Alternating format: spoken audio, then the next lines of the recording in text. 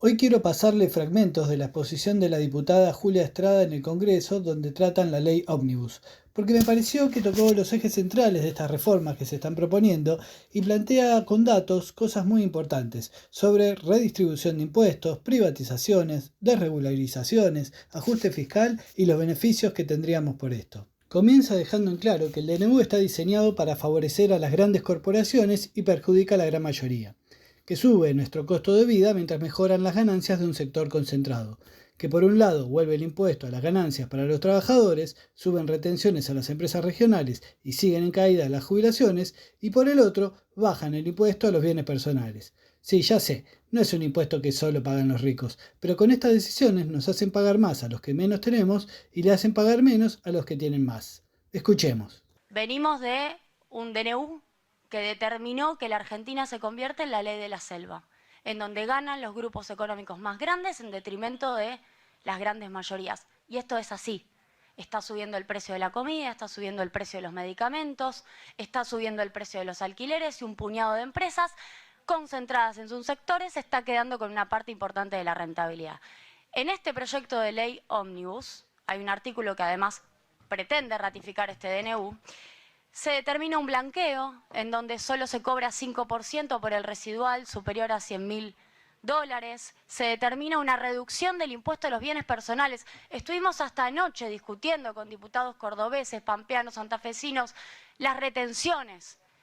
Se pidió que no se rebajara el poder adquisitivo de las jubilaciones.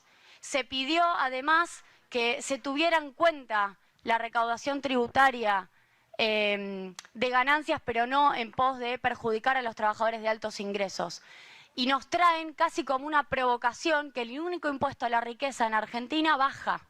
Es decir, los trabajadores de altos ingresos vuelven a pagar impuesto a las ganancias. Las economías regionales, industrias, pagan retenciones. A los jubilados les frenamos la actualización previsional, pero los ricos de la Argentina pagan menos impuestos. Traen también un blanqueo laboral que perdona multas y que encastra perfectamente con el capítulo laboral del DNU. En el siguiente audio habla de privatizaciones, que además de ser empresas que generan ingresos, remarca la importancia estratégica que tienen. Son empresas que atienden necesidades imprescindibles. Hablamos de combustible, de energía, de crédito, agua, internet. No son canchas de pádel que en una época están de moda y después cierran todas. Atienden necesidades básicas.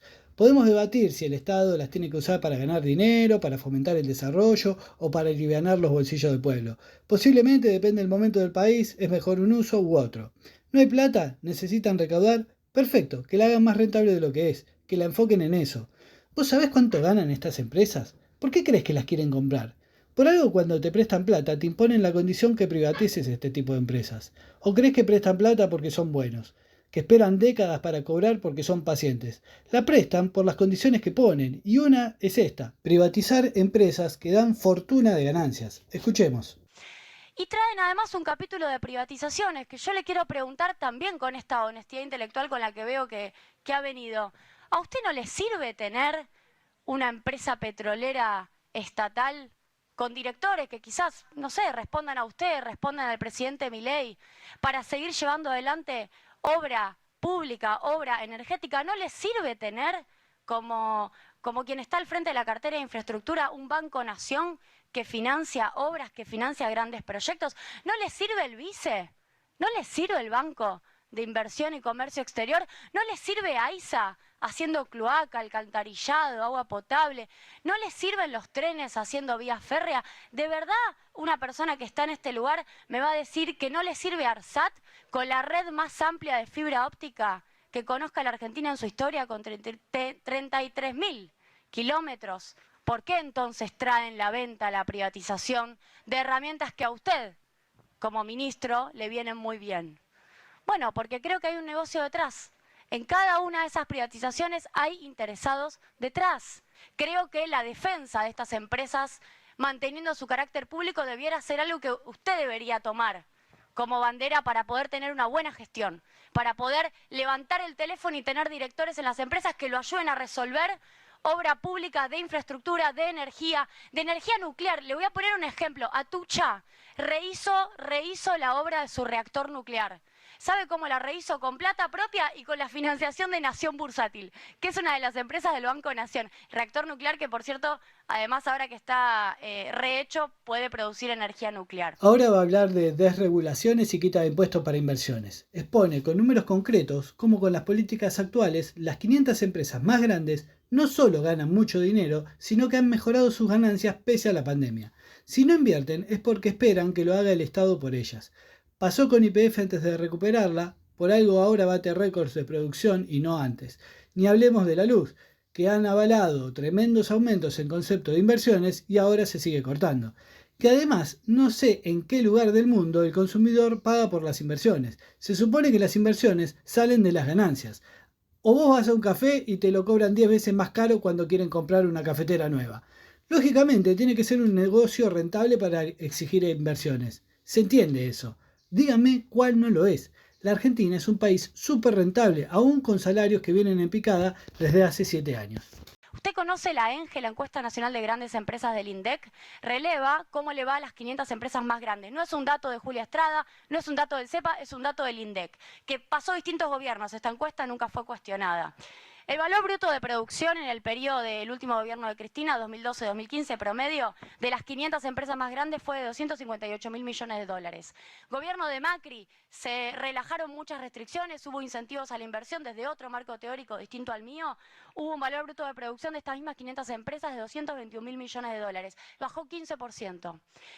2022, último dato de esta encuesta, tenemos 268.000 millones de dólares de valor bruto de producción de estas mismas 500 empresas. Mejoró 21% con estas regulaciones que existen hoy. Ganaron más plata. Voy a las utilidades, porque me podría decir valor bruto de producción es lo mismo que ganancia. Vamos a ver las ganancias. 21.000 millones estas 500 empresas entre 2012 y 2015.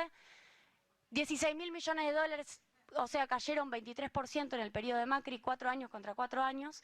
Y en 2022, 20.000 millones de dólares, o sea, mejoraron 25% las utilidades de las 500 empresas más grandes, datos del Instituto Nacional de Estadísticas y Censos.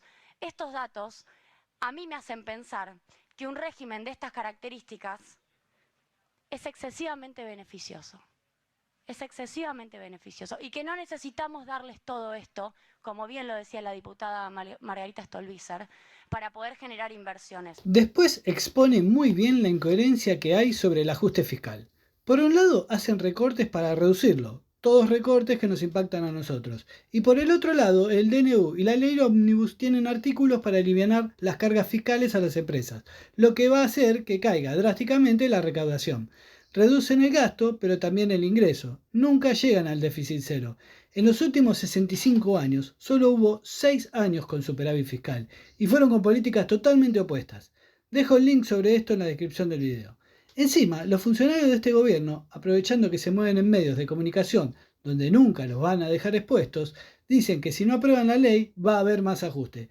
La ley está armada para que haya menos recaudación. Si se aprueba, más temprano que tarde va a haber más ajuste, toma de deuda, privatizaciones y todas las sugerencias que salieron del Consenso de Washington. Si me permiten, aprovecho para meter el chivo. Tengo un video de menos de 3 minutos que súper recomiendo para entender de dónde salen estas políticas de ajuste, privatización, entrega de soberanía y deuda, que varios gobiernos adoptaron además de este.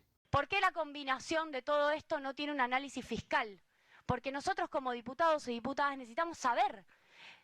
A ver, anoche el ministro Caputo dijo, por cierto, un poco nos amenazó, que si nosotros no aprobábamos esto iba a tener que encontrar alguna otra alternativa, es decir, 5,2 puntos de ajuste.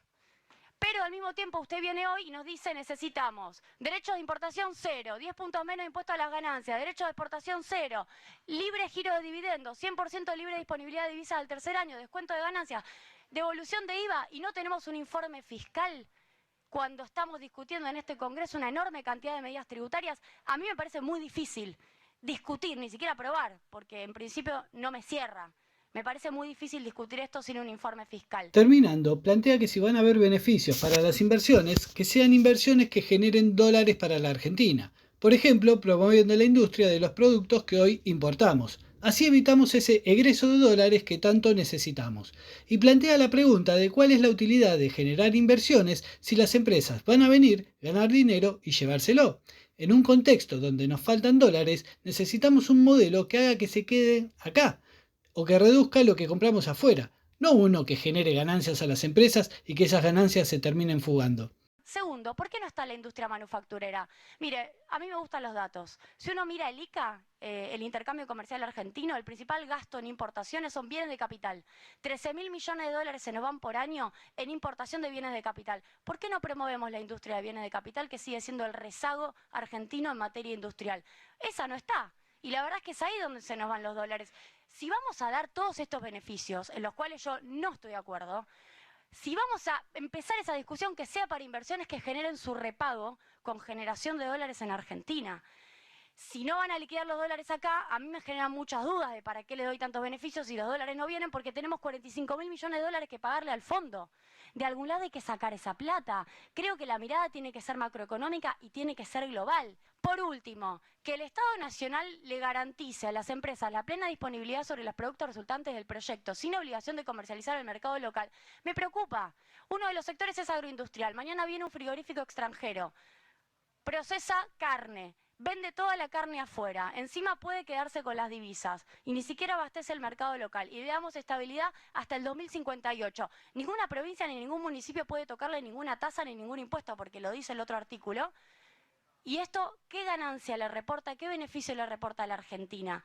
Me parece que esto es casi un enclave colonial para los que entran, que seguramente van a entrar con inversiones, pero no me queda claro el beneficio para la Argentina. Por último, pide que expliquen cómo dándoles tantos beneficios a las empresas nos vamos a beneficiar los argentinos, tanto para el fisco, para abastecernos, para adquirir dólares, como para infraestructura. Porque pretenden que en una semana se aprueben casi 1000 artículos y no están acompañados de una buena explicación, de datos. Ni siquiera se sabe quién ideó estas iniciativas para poder preguntarle. Por último, que aporte mayores precisiones respecto del rédito para los argentinos de hacer este régimen. No tengo dudas que para los grandes empresarios va a ser interesante entrar. No me queda claro para el fisco argentino cómo nos ayuda, para el retorno en dólares argentinos necesitamos dólares y pagar la deuda, cómo nos ayuda, y para los beneficios en infraestructura y en mayores inversiones para los argentinos tampoco me queda claro. Esos montos de inversión tienen que poder ser definidos.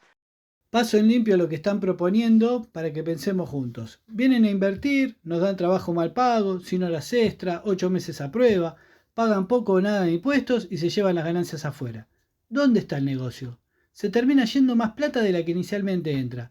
¿Cómo sostenemos eso si vendemos soja y compramos iPhone? Si lo que se hace acá lo pagamos al mismo precio que se exporta, ¿qué vamos a poder comprar?